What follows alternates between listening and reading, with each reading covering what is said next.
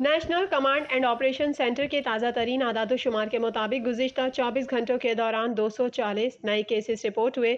پنجاب میں 4,41,903، سندھ میں 4,73,199، خیبر پختونخوا میں 1,79,122، بلوچستان میں 33,400، گلگت بلتستان میں 10,401، اسلام آباد میں 1,07,339، جبکہ آزاد کشمیر میں 34,512 کیسز رپورٹ ہوئے۔ ملک بھر میں اب تک 2,14,19,025 افراد کے ٹیسٹ کیے گئے۔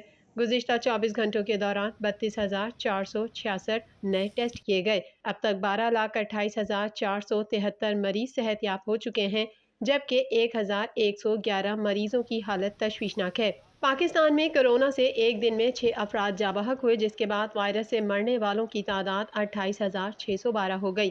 پنجاب میں 12,978، سندھ میں 7,603، خیبر پختونخوا میں 5,798، اسلام آباد میں 948، بلوچستان میں 358، گلگت بلتستان میں 186 اور آزاد کشمیر میں 741 مریض جان سے ہاتھ دھو بیٹھے۔